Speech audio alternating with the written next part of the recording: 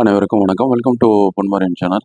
ஒரு போலீஸ் கதை அப்படின்னாலே மலையாள திரையுலகம் தான் சொல்லி இந்திய அளவில் சிறப்பான படங்களை கொடுக்கக்கூடிய இண்டஸ்ட்ரின்னு சொல்லுவாங்க மல்லிவுட்.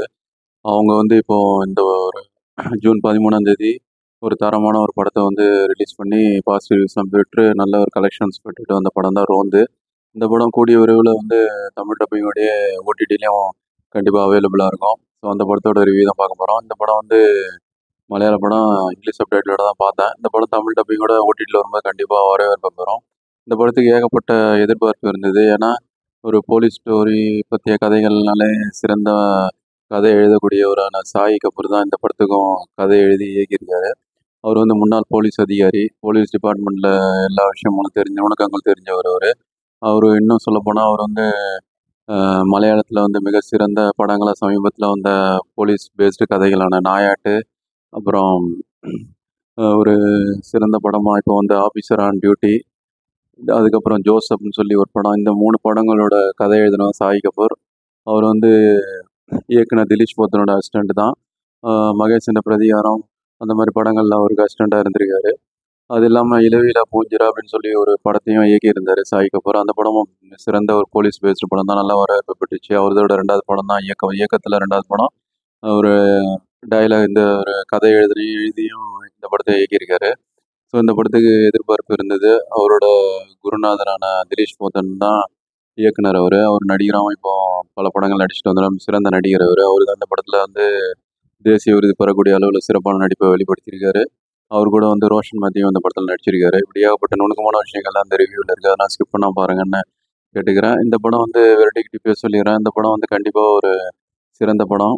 UA16 பார்க்கக்கூடிய படம் தான். படத்தில் சில காட்சிகள்லாம் இருக்குது. அதுக்காக UA16 படம் தான் இது.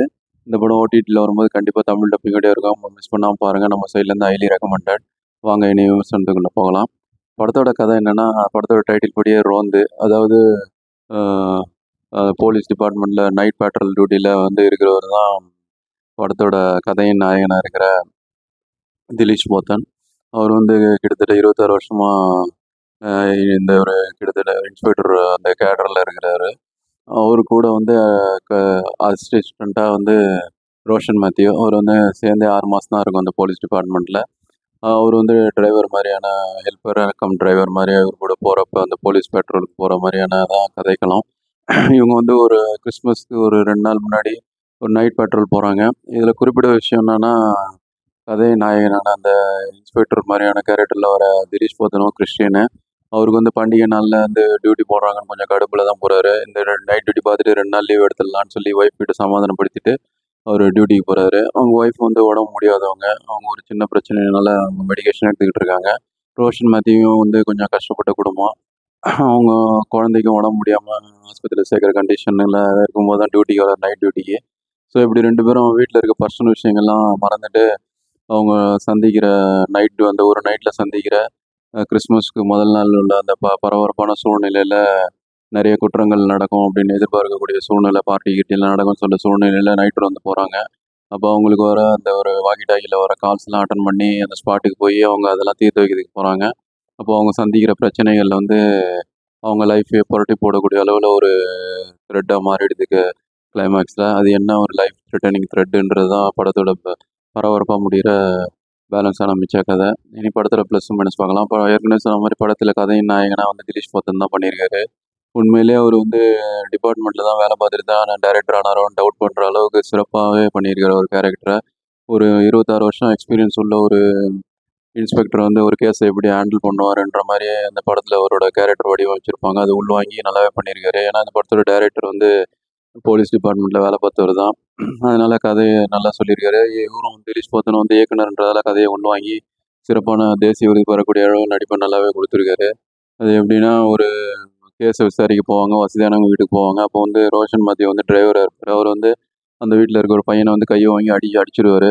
இவர் திலீஷ் போத்தனை தடுத்துட்டு ரோஷன் மேத்யூக்கு அட்வைஸ் பண்ணுவார். அப்படிலாம் பண்ணக்கூடாது, கோவப்படுவார். அதே மாதிரி அதே வீட்டில் அந்த பணக்கார வீட்டு பையனை இன்டர்லாக் மாதிரி கிளைமேக்ஸில் முன்னாடி ஒரு சீனில் போலீஸ் ஸ்டேஷனில் ரோஷன் மேத்யூ அடிக்க சட்டையை கையை பிடிக்கும்போது திலீஷ் போத்தனை அவரை அந்த பணக்கார வீட்டு பையனை அடிச்சிடுவார். இது ஸ்டேஷனை இங்கே உன் வேலையை காமிக்காதுன்னு சொல்லுவார். ஒருத்தரே அங்கே வேறு விதமாக இங்கே வேறு விதமாக சூழ்நிலைக்கு தகுந்த மாதிரி நடந்துக்கிறது. அது இல்லாமல் படம் ஃபுல்லாகவே திலீஷ் போத்தனோட கேரக்டர் நீங்கள் கெஸ் பண்ணவே முடியாது. நல்லவரா கெட்டவரானே புரிய முடியாத அளவுக்கு டக்கு டக்குன்னு ரோலர் கோஸ்டர் மாதிரியான ஒரு கேரக்டர் வடிவமைப்பு அது. ஏன்னா அவர் சந்தித்த பிரச்சனைகள்லாம் அவர் அந்த மாதிரி மாற்றிருக்கும் படத்தில். அது நீங்கள் படம் பாருங்க உங்களுக்கே புரியும். அதை வந்து அனாயசமாக வந்து வேறு லெவலாக பண்ணி மிரட்டியிருக்காருன்னு சொல்லலாம் திலீஷ் போத்தன். படம் வந்து ஸ்லோ பர்ன் த்ரில்லர் தான். இருந்தாலும் அவர் கேரக்டர் வடிவமைச்ச விதத்தில் எந்த விதத்துலையும் போர் அடிக்காமல் கொண்டு போயிட்டாரு. அவருக்கு சப்போர்ட்டிங் ரோல் மாதிரியான ரோல் தான் இதில். அண்டர் ரேட்டட் ரோல் தான் ரோஷன் மேத்யூ. இருந்தாலும் அதிலேயே வந்து அவர் நல்லா ஸ்கோர் பண்ணியிருக்காரு ரோஷன் மேத்யூ. ஒரு வீட்டில் இருக்க அந்த குழந்தைக்கு பிரச்சனைனால அவர் டென்ஷன் ஆகுறது, ஒரு சூசைடான அந்த பிரச்சனையினால ஒரு டென்ஷன் ஆகுறது, சூசைடு கேஸ்லாம் அட்டன் பண்ணும்போது பயந்து நடுங்கிறது, இந்த மாதிரி விஷயங்கள். அதில் வீட்டில் ஃபோன் வரும்போது டென்ஷன் ஆகி பேசுறது, ஒரு கட்டத்தில் வந்து உயரதிகாரி சட்டையை பிடிச்சிடுறது, நீதி நேர்மைன்னு இருக்கிறது, ஈகோ கிளாஷ்னால அவருக்கும் மேலதிகாரியான கூடவே இருக்க திலீஷ் போத்தனுக்கும் வர அந்த கார் டிரைவிங் அப்போ வர இன்சிடென்ட்ஸு, பதட்டங்கள் எல்லாமே நல்லா வெளிப்படுத்தியிருக்காரு. 2 பேருமே நல்லா நடிச்சிருக்காங்க. அது இல்லாமல் படத்தில் சின்ன சின்ன ரோல் பண்ணவங்களும் நல்லா பண்ணியிருக்காங்க. ஒய்ஃப் கேரக்டரில் வந்த லட்சுமி மேனனும் நல்லா பண்ணியிருக்காங்க. திலீஷ் போத்தன் ஒய்ஃபாக வருவாங்க. அது இல்லாமல் ரோஷன் மேத்யூ ஒய்ஃபாக வருவாங்க. அது இல்லாமல் டிஒஎஸ்பியாக வரவங்க எல்லாமே அவங்க கேரக்டர் நல்லா உணர்ந்து பண்ணியிருக்காங்க. மெயின் கேரக்டர் வந்து திலீஷ் போத்தனும் கூடவே அந்த டிரைவர் மாதிரி வர ரோஷன் மேத்யூ தான். அதுவும் கிளைமேக்ஸில் வந்து எதிர்பாராத ட்விஸ்ட்டில் நல்லாவே பண்ணியிருப்பாங்க 2 பேருமே.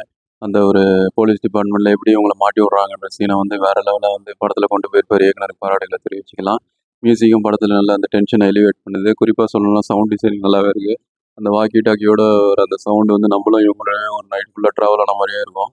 அதுதான் இந்த படத்தில் ப்ளஸ்ஸாக பார்க்கப்படுது. எந்த இடத்துல லேகிங் இல்லாமல் ஓரளவுக்கு கொண்டு போனதில் இதுவும் ஒன்று தான். படம் வந்து மொத்தமே 2 மணி நேரம் தான் கிறிஸ்பாக முடிஞ்சிடும். படம் ஆகா ஓஹோவா மைனஸே இல்லை. ஆனால் சில விஷயங்கள் எனக்கு இதாகலை. ஏன்னா கிளைமேக்ஸ் வந்து வேறு மாதிரி முடிச்சிருக்கலாமோ அப்படின்னு சொல்லக்கூடிய அளவில் இருக்குது. அது இல்லாமல் இப்போ இன்னும் கொஞ்சம் டென்ஷனை வந்து பில்டப் பண்ணிவிட்டு இவங்க 2 பேருக்கும் ப்ரெஷர் கொடுக்குற மாதிரி கொண்டு போயிட்டு கிளைமேக்ஸ் வச்சுருந்தா இன்னும் கொஞ்சம் நல்லா இருந்திருக்குமோ. ஏன்னா இவங்க வந்து கேஸை ஹேண்டில் பண்ணுறாங்க. இவங்க கேரக்டர் ரிவீல் ஆகுது.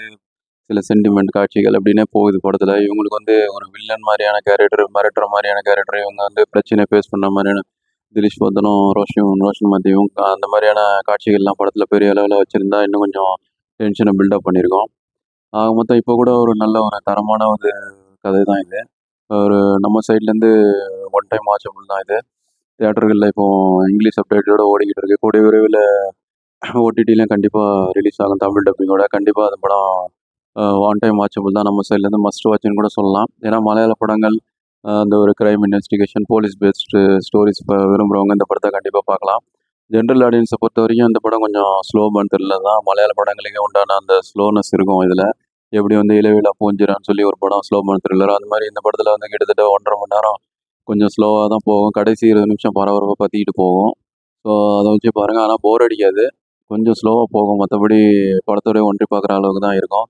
நம்ம சைட்லேருந்து ஒன் டைம் மஸ்ட் வாட்ச்ன்னு தான் நம்ம வெர்டிக்ட்டு. ஸோ இந்த படம் ஓடிடியில் வரும்போது கண்டிப்பாக பாருங்கள். இப்போ தேட்டரில் பார்த்துருந்தீங்கன்னா உங்கள் கருத்துக்களை தெரியப்படுத்துங்க. மலையாள இண்டஸ்ட்ரியிலேருந்து திரும்ப சேட்டன்களோட சிறப்பான சம்பவம்னு சொல்லி இந்த படத்தை சொல்லலாம். போலீஸ் ஸ்டோரினா சிறப்பாக எடுக்கக்கூடியவங்கன்றத திரும்பவும் மலையாள டைரக்டர்ஸ் நிரூபிச்சிருக்காங்க. அவங்க வாழ்த்துக்களை தெரிவிச்சுக்கலாம். வேறொரு திரை விமர்சனம் ரிவ்யூவில் சந்திப்போம். அதுவரை நன்றி, வணக்கம்.